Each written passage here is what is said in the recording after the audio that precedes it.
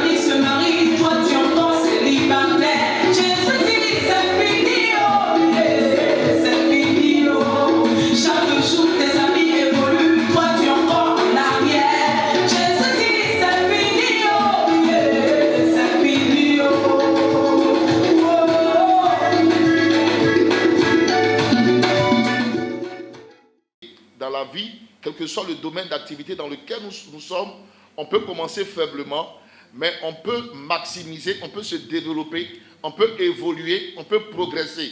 Il ne faut pas rester statique, bloqué au même niveau après des années. Et ça, ce n'est pas de Dieu. Donc, la vision ici de la piscine de Bethesda, et pourquoi Dieu voulait que ce soit seulement le premier qui soit guéri, était que ceux qui viennent au Seigneur doivent avoir en esprit d'être premiers dans la vie. Ça, c'est la vision. L'objectif du Seigneur, c'est de leur donner, d'avoir en esprit, de vouloir être premier.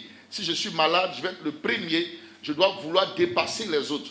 Je dois aspirer à dépasser les autres. Je dois aspirer à faire mieux que les autres pour recevoir la guérison. Un homme, malheureusement, a fait 38 ans là, parce qu'il est venu avec un lit, il n'était pas capable de se surpasser.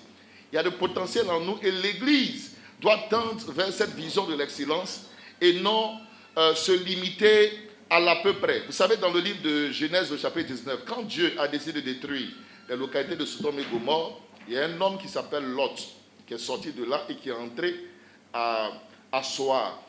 Soar, c'était une toute petite ville.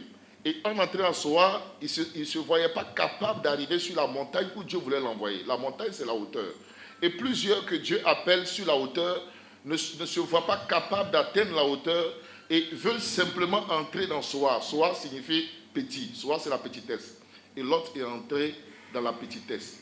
Et c'est le problème de l'Église. J'ai constaté dans ma marche avec Dieu et dans le service du Seigneur que plusieurs étant devenus chrétiens ont une vision, comme je l'ai dit tantôt, sclérosée. C'est-à-dire, aujourd'hui, quand vous allez dans nos assemblées, les gens veulent juste avoir un petit boulot, un petit revenu, ils ont juste un petit quelque chose, et puis la vision du mariage. Ça, c'est la vision première. Au point que nous-mêmes, pasteurs, quand nous prêchons, si nous parlons d'entreprise, il n'y a pas beaucoup d'amen. Mais si on dit ton mariage, les amens surpassent. Parce que nous comprenons très mal la parole de Dieu. Au point que les gens du monde disent que tu es pauvre comme un rat d'église. On n'a jamais dit que les gens sont pauvres comme un rat de mosquée. Parce que la pauvreté, finalement, est assimilée à l'église. Parce qu'on ne maximise pas le potentiel de Dieu en nous. Nous sommes appelés à être à la tête. Et donc, il faut que l'église prenne conscience que Dieu a mis en nous tous des potentiels et des talents. Et quel que soit le domaine dans lequel nous sommes, nous devons aspirer à être premiers. Ça, c'est la vision de Dieu. Dieu n'est pas le Dieu de la médiocrité, mais le Dieu de l'excellence. À la création, quand Dieu fait le monde, il fait tout dans la perfection. Le premier jour, le deuxième jour, à la fin, il s'arrête pour regarder son œuvre et il voit que son œuvre est bonne. Le premier jour, le deuxième jour, mais le septième jour, il constate que cela est très bon. Donc Dieu lui-même est le Dieu de l'excellence. Dieu n'est pas le Dieu de la médiocrité, de l'à peu près. Et si nous avons donc dans nos églises l'Esprit de Dieu, tel il est, tel nous devons être. Il est excellent, nous devons tendre vers l'excellence. Nous devons développer le potentiel qu'il a mis en nous. Dans le monde ou dans notre lieu de travail, quel que soit là où nous sommes, le potentiel de Dieu en nous doit s'exprimer. Et ça amène ceux qui ne connaissent pas aussi le Seigneur à comprendre que notre Dieu est vivant. Quelle image nous donnerons aux gens qui ne sont pas en Christ si, étant dans l'Église, nous n'apportons pas une révélation, si nous ne sommes pas un modèle dans notre société? Quel modèle, quelle influence nous apportons dans notre famille, quel impact si nous ne sommes pas un modèle d'excellence? Mais quand le monde nous regarde et il voit que dans mon domaine d'activité, je suis parmi les meilleurs, je me développe, je progresse, et il regarde, il demande quel est ton secret. Mon secret, ce n'est pas le fétichisme, ce n'est pas le maraboutage, ce n'est pas une science occulte, mais c'est Christ en nous, Christ en moi, qui est l'espérance de la gloire. Et quand nous avons compris cela, nous pouvons donc tendre vers l'excellence. Et je pense que ce message est très important et tout chrétien doit le comprendre pour avoir un esprit ouvert. Parce que Dieu nous appelle à être à la tête et non à la queue. C'est donc pourquoi j'encourage encore cette vision de Mme Edoukou qui va booster l'Église et motiver plusieurs, amener plusieurs à prendre conscience de qui ils sont, de ce que Dieu a mis en eux et d'apporter une révélation à leur génération. Finalement, en Ésaïe, le chapitre 11, l'Esprit de Dieu est révélé et est présenté avec des attributs bien précis. Ésaïe 11, verset 1 à 2. Dans le verset 2, parlant des attributs de l'Esprit du Seigneur, dit « L'Esprit de l'Éternel reposera sur lui, esprit de sagesse et d'intelligence. » L'Esprit de Dieu, c'est un esprit d'intelligence. L'Esprit de Dieu en nous est un esprit d'intelligence. Donc, quand le chrétien reçoit l'Esprit du Seigneur, l'Esprit de Dieu développe davantage et maximise davantage le potentiel en lui. Je vais donner ce témoignage. Quand moi j'étais à l'école, j'étais peut-être moyen. Mais avant de tout laisser pour m'engager dans le ministère, je donne ce témoignage parce que nous sommes entre nous. Dieu m'a fait la grâce d'aller loin dans les études. J'ai constaté que j'étais moyen. Mais quand j'ai reçu le Seigneur, le constat que j'ai fait, j'ai compris que j'étais doté d'une intelligence exceptionnelle. À l'université, par exemple, parmi ceux de ma promotion, quand nous sommes arrivés en maîtrise, j'étais le premier sur 500 étudiants à finir mon mémoire de maîtrise. Dieu m'a fait la grâce d'aller jusqu'au doctorat, mais avant de tout abandonner aujourd'hui pour m'engager dans le ministère. Donc Dieu n'est pas un Dieu de médiocrité. Vous voyez, c'est pour ça que même je dis souvent même aux pasteurs, nous qui prêchons, On ne vient pas au ministère quand on a échoué dans la vie. Parce que le ministère, c'est un appel. Ce n'est pas un refuge d'échec. C'est un appel de Dieu qui te peut amener quelqu'un qui a un potentiel dans beaucoup de choses, de tout laisser pour s'engager dans le ministère. Donc voici, frères et sœurs, brièvement l'exhortation que je peux apporter sur ce thème. De comprendre que Dieu est un Dieu d'excellence qui a mis en nous des potentiels que nous devons maximiser à quelque niveau que nous soyons, aspirons à être parmi les meilleurs de notre génération. Que Dieu nous bénisse et que sa grâce soit avec nous tous au nom de Jésus. Amen.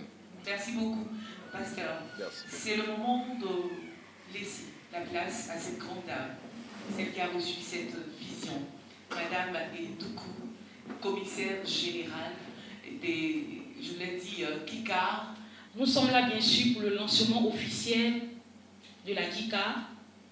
Elle a dit, la KICAR c'est un nom hébreu qui a plusieurs définitions selon le contexte, mais qui veut dire talent. Parmi ces définitions, qui veut dire talent en français.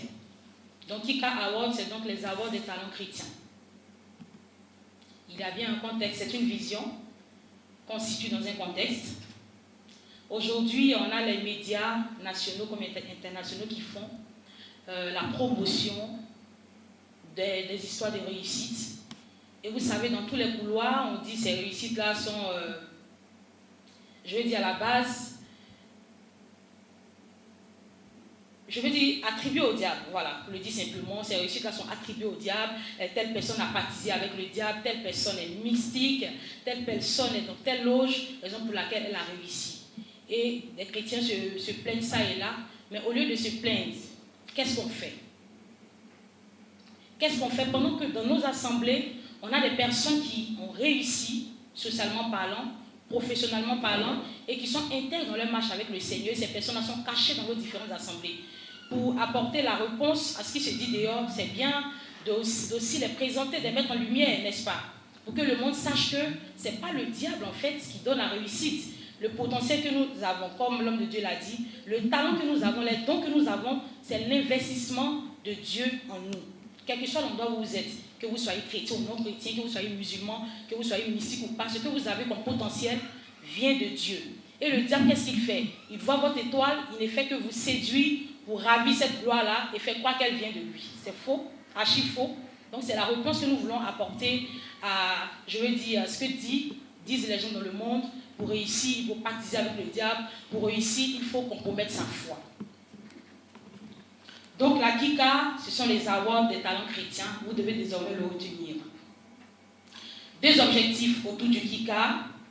C'est d'abord mettre en lumière les personnalités chrétiennes qui excellent dans leur secteur d'activité et qui sont intègres avec leur marche avec le Seigneur, qui sont intègres dans leur marche avec le Seigneur. Deuxième objectif, redorer l'image du Christ dans un monde où la corruption fait loi et la foi chrétienne est mise à rude épreuve. La cible, c'est bien sûr le corps du Christ, les chrétiens, sans barrière dénominationnelle, raison pour laquelle nous avons, parmi les organes de presse présents, nous avons les catholiques, nous avons les méthodistes, les assemblées de Dieu, nous avons également les personnes, je veux dire, qui ont été associées au projet, l'église Foursquare, l'église SEMA et tous les ministères. Donc la KICAR n'a pas une coloration forcément évangélique, non. Tous les chrétiens sont concernés par les awards des talents chrétiens. Lorsqu'on parle d'awards, vous le savez, ce sont des prix qui sont décernés, ce sont des distinctions. Amen. Alors, 7 catégories ont été retenues pour cette première édition. Nous avons la catégorie médias, donc les acteurs des médias, radio, télévision, presse écrite. Lorsqu'on parle de médias, nous ne faisons pas allusion aux médias chrétiens du tout. Parce que si tu exerces déjà dans un média chrétien, on suppose que tu es chrétien, ce n'est pas de ça qu'il s'agit. Parce que la lumière ne vient pas éclairer dans la lumière, mais la lumière vient pour éclairer dans les ténèbres. Alors tu peux être chrétien et être dans un autre organe de presse qui a une ligne éditoriale qui n'a rien de chrétien. Mais tu es là-bas, tu fais tes preuves sur le plan professionnel et tu es intègre dans ta marche avec le Seigneur. Tu as un témoignage édifiant. C'est de ça qu'il est question. Donc tu peux être à la RDI et être nominé aux Awards des talents chrétiens. Tu peux être à MCI et être nominé aux Awards des talents chrétiens. Tu peux être à Vox Africa et être nominé aux Awards des talents chrétiens. Tu peux être aussi à Béni TV, LMTV et être nominé aux Awards des talents chrétiens. La deuxième catégorie, c'est la catégorie des arts. Nombreuses personnes se posaient la question lorsqu'on a commencé à balancer les informations de la Kika sur les réseaux sociaux. Est-ce que ce sont les awards des chantres? Est-ce que ce sont les chantres qui seront nominés? Ici, il n'y a pas de catégorie pour les chantres. Ici, nous parlons des arts. Et les arts englobent tout ce qui est artistique. Les cinéastes, les producteurs, les réalisateurs, les infographes, les acteurs du cinéma. Nous avons d'ailleurs, parmi ceux qui ont déjà déposé leur biographie, une actrice, je peux faire son nom, cinéma, qui est également productrice, réalisatrice. Elle fait sa marche tout, sans publicité aucune, mais c'est une servante de Dieu. Aujourd'hui, on a des chrétiens qui veulent embrasser le métier d'acteur. Et on sait que c'est un domaine qui est taxé de vicieux, il y a là-bas la perversité. Mais si on ne montre pas une chrétienne ou un chrétien qui a réussi dans ce domaine en restant intègre dans sa marche avec le Seigneur, comment est-ce que la jeunesse qui vient derrière, qui veut embrasser ce métier-là, va le faire sans compromission? C'est la grande question. Donc on a des acteurs dans le cinéma, dans la catégorie des arts, qui sont chrétiens et qui font leur boulot sur le terrain. On parle pour la troisième catégorie, c'est l'éducation. On a des acteurs de l'éducation chrétien.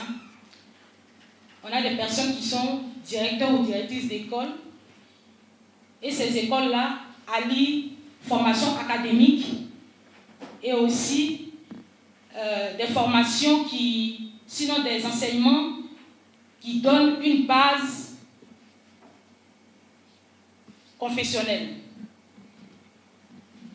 qui prônent les valeurs chrétiennes. On donne des enseignements dans ces écoles-là qui sont bibliques, qui donnent à ces personnes d'avoir déjà une bonne base, un dépôt de Dieu en elles, et aussi la formation académique accompagne. Donc ce sont ces acteurs de l'éducation-là qui seront mis en lumière. La prochaine catégorie, c'est l'innovation. Ici, il faut déjà faire la différence entre l'innovation et l'invention. Celui qui invente, il crée quelque chose de nouveau. Mais celui qui innove, il vient améliorer l'existant. On a des chrétiens, sinon un chrétien que je connais, qui a créé une tablette. La tablette existait déjà, bien sûr, mais il a juste apporté une fonctionnalité nouvelle qui vient faciliter la vie aux utilisateurs. C'est ce qu'on appelle l'innovation. Il vient ici améliorer l'existant. On a un chrétien qui a créé un système pour faire partie en un coup plusieurs SMS. Et ça facilite la tâche aux entreprises, ça facilite la tâche aux communautés, aux assemblées qui ont la liste de leurs différents employés, leurs agents, leurs fidèles, qui veulent envoyer des messages.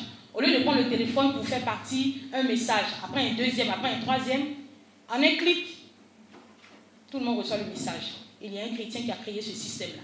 On parle d'innovation. Et ces personnes-là ont besoin d'être mises au devant de la scène. Les actions sociales et communautaires, c'est la prochaine catégorie. Lorsqu'on parle d'action sociale, il y a des personnes des âmes généreuses, des personnes qui ont un cœur en or au sein de nos assemblées, qui ont des ONG, mais qui le font aussi de manière individuelle, qui font des dons pour aider les personnes en situation, je veux dire, vulnérables, les personnes en difficulté. Elles le font au quotidien sans faire de tapage autour, sans faire de bruit. On a des ONG qui ont posé des actions énormes au-delà même de la Côte d'Ivoire. Et ces personnes-là, nous devons les présenter comme des modèles.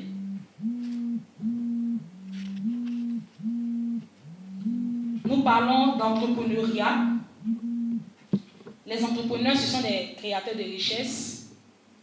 Ce sont des personnes également qui aident à éradiquer la pauvreté. Ces personnes doivent être mises en lumière. Vous savez, aujourd'hui, lorsque tu es entrepreneur, tu as une entreprise, il y a un pasteur qui m'a donné son témoignage. Il est également nominé. Il a dit, tu sais, ma fille, quand je montais mon entreprise, c'est dans l'énergie solaire. des gens de l'autre côté, qu'on appelle les francs-maçons, les mystiques, l'ont approché pour le séduire. On va te rendre riche dans quelques temps. On t'invite à nous rejoindre. Comme je le disais à l'entame, le diable voit ton étoile, il vient te séduire pour ravir la gloire. Le pasteur dit non, ça ne m'intéresse pas.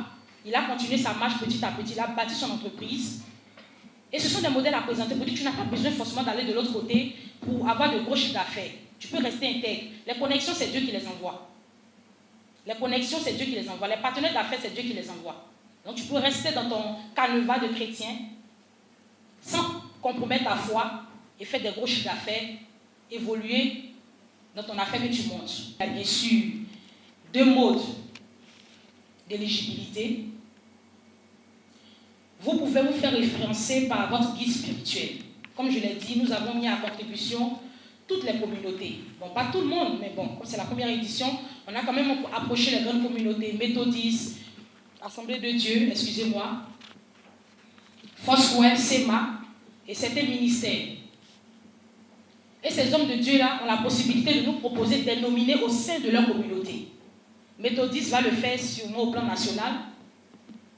Assemblée de Dieu, pareil. Et les ministères, bien sûr, au sein de leur assemblée, vous allez nous proposer des nominés.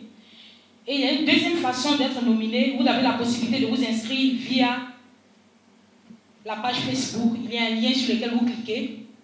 La page Facebook, c'est KIKA, K-I-2-K-A-R.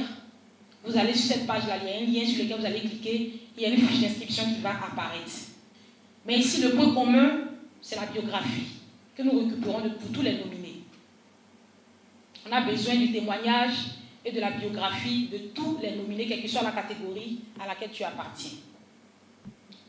La procédure de choix des lauréates. Après être nominé, comment choisir les lauréates qui recevront les prix au soir de la cérémonie? Il y a 2 grandes étapes. Nous avons un comité de jury qui fait d'abord une présélection sur la base de critères déjà préétablis qui donne lieu à 50% des résultats définitifs. Le comité de jury est composé de plusieurs personnes. Nous avons au sein de ce comité-là les représentants surtout des grandes communautés. Quand vous prenez le cas de méthodistes, ils sont très bien représentés sur le plan national. Quand vous prenez le cas des catholiques, ils sont très bien représentés, Assemblée de Dieu pareil. Donc les grandes communautés ont la possibilité, ou bien nous donnent un jury qui sera au sein du comité. Pour ne pas qu'on dise après qu'il y a eu trucage ou tricherie. On aura également des représentants, pas de tous les ministères, mais d'un ministère, voilà. Donc c'est ce comité-là qui va faire la première présélection. Lorsque tous les dossiers sont déposés, ils vont traiter, ils vont faire une première présélection, et nous sortir des nominés par catégorie, des nominés officiels par catégorie. Et ces nominés-là vont passer maintenant au voting. Le voting se fait de 2 manières. On a un voting qui se fera par SMS, qui porte pour 40%, et il y a un voting qui se fera via les réseaux sociaux, donc la page de l'événement. Donc si les jurys ont choisi les nominés officiels, on sait déjà que ces personnes qui ont été choisies ont fait les preuves professionnellement parlant, et aussi le témoignage c'est OK. Et maintenant, chacun a la possibilité de peser dans la balance. On me dira certainement, s'il y a un nominé méthodiste ou Assemblée de Dieu, il va forcément gagner parce qu'ils sont nombreux. Mais ça sera l'occasion aussi pour les ministères de se mettre ensemble. Si moi j'ai un ministère et que j'ai mon fils ou ma fille ou mes enfants qui sont nominés, c'est l'occasion aussi que parce que généralement ils ont des groupes là d'amis. C'est le moment aussi des autres ministères d'aller rejoindre, n'est-ce pas, leurs frères de ministère pour voter pour son fils. Parce que les méthodistes vont se mettre ensemble pour voter, les assemblées de Dieu vont se mettre ensemble pour voter. C'est une compétition saine en fait. Et ça va créer l'unité aussi au sein des différents leaders d'église. Donc nous voulons garder le caractère impartial et puis crédible des résultats. On va aller rapidement pour le planning de cette première édition. Aujourd'hui déjà la conférence de presse samedi 1er février.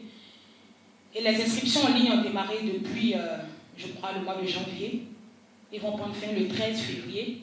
Il y a un spot qui passe sur NTV et nous avons commencé à faire les plateaux de télé sur Béni TV pour inviter les gens à s'inscrire, les personnes à s'inscrire et aussi la page Facebook, on passe les informations, l'information est relayée. Et par la grâce de Dieu, déjà, nous avons des nominés qui nous ont fait parvenir différentes biographies.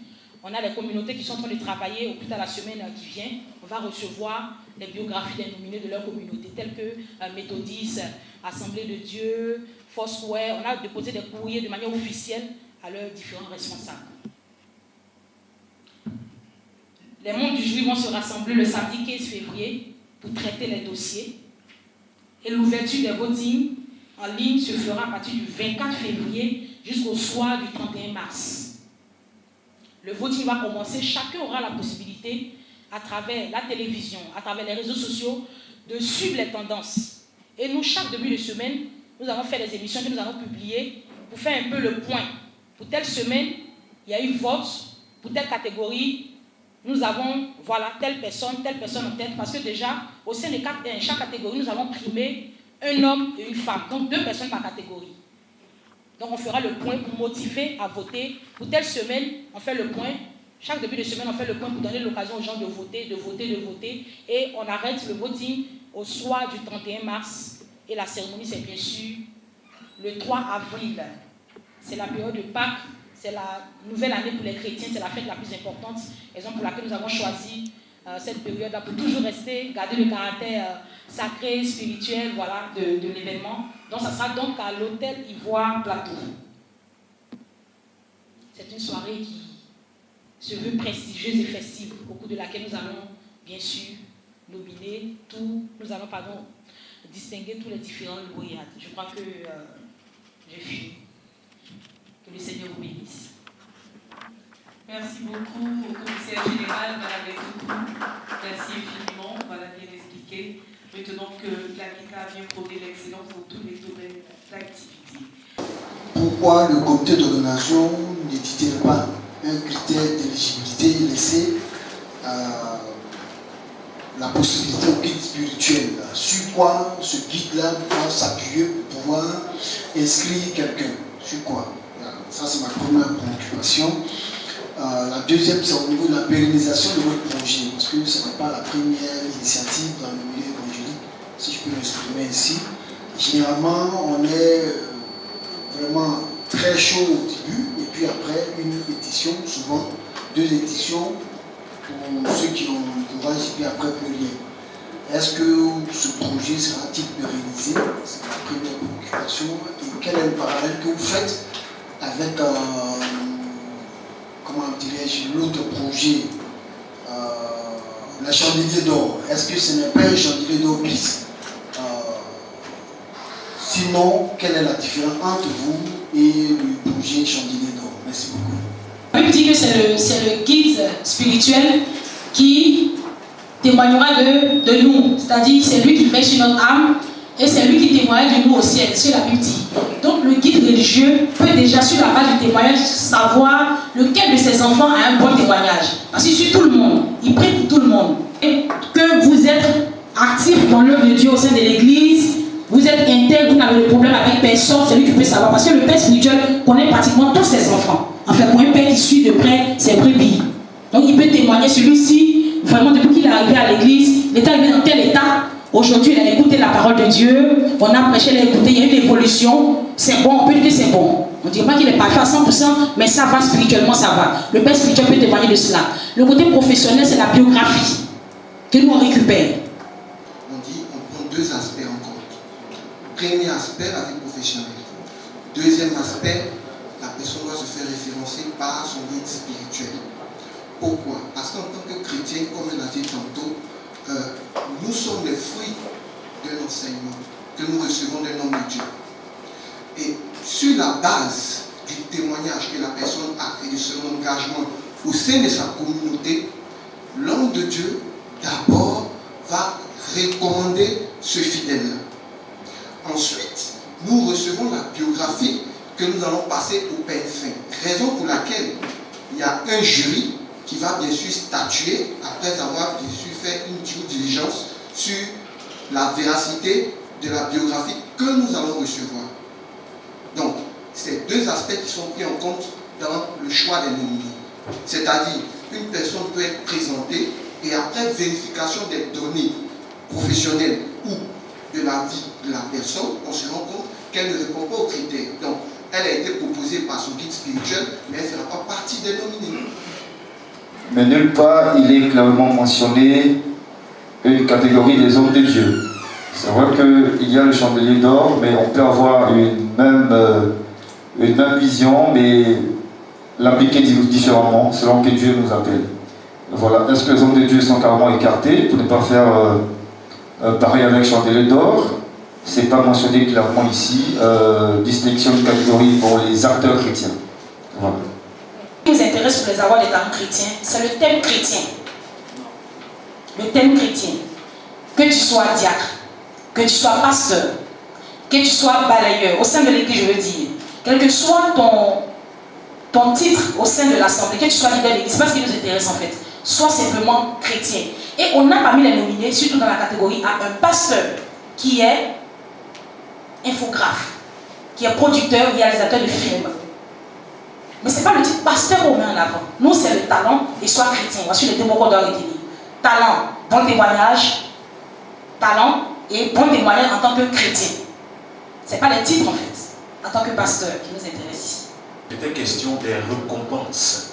Je veux dire le contenu même des lauréats. Est-ce qu'on peut avoir l'information? Bien c'est fait à dessein, vous allez communiquer cela après.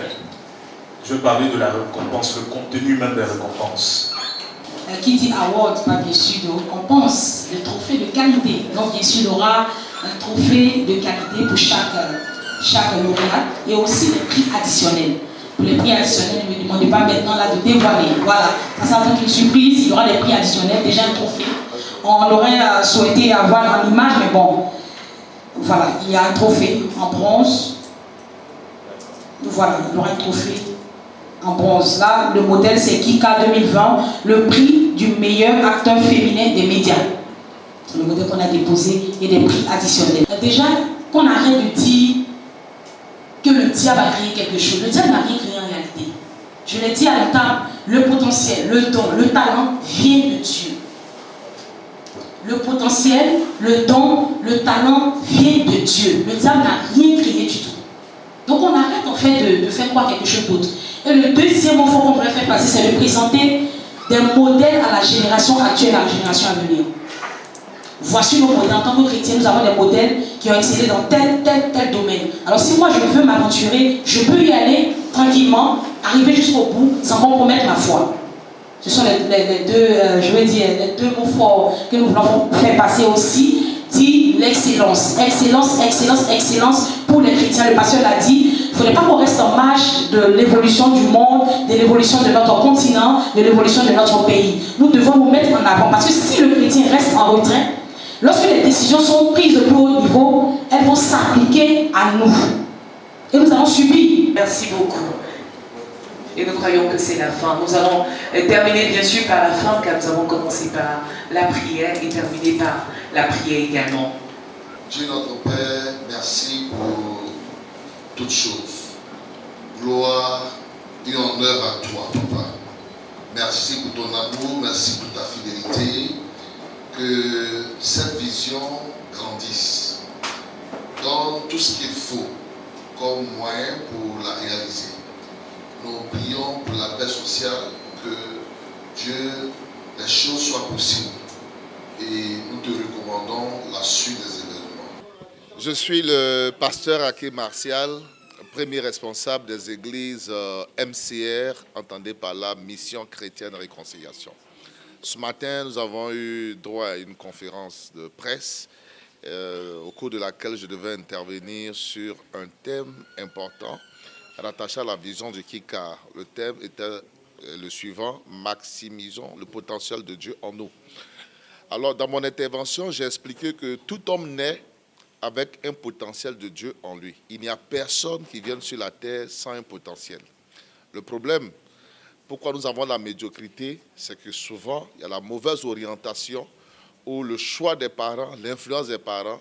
Et très souvent, les gens aussi ne se remettent pas en cause pour corriger leurs erreurs et progresser. Ou alors, le manque de vision. Et Dieu, dans la parole, est un Dieu d'excellence. Il nous appelle à être à la tête. À la piscine de Bethesda, le Seigneur voulait que ce soit le premier qui soit guéri. C'est la mentalité d'être premier, d'être parmi les meilleurs.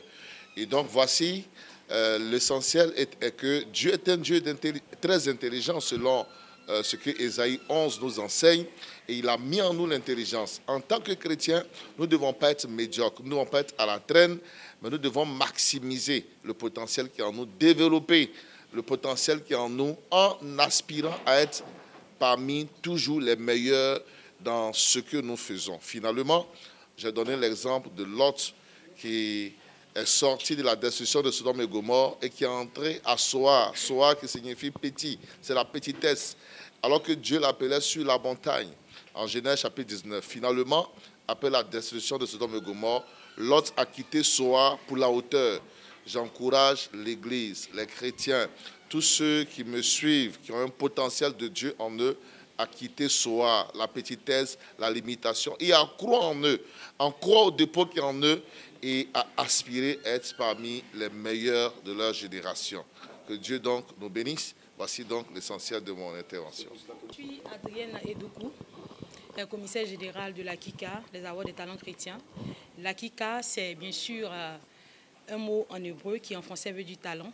Et ici, nous voulons mettre en exergue le potentiel, le dépôt de Dieu en nous, en tant que chrétiens, et tout ce que nous faisons dans notre secteur d'activité qui nous met au devant de la scène, c'est-à-dire nous excellons dans notre secteur d'activité, nous ne devons pas rester en marge du fait qu'aujourd'hui, plusieurs organismes, plusieurs chaînes de télévision chrétiennes prônent l'excellence. Les chrétiens ne doivent pas rester en marge parce que la véritable excellence, le véritable potentiel, la véritable lumière est pour les enfants de Dieu.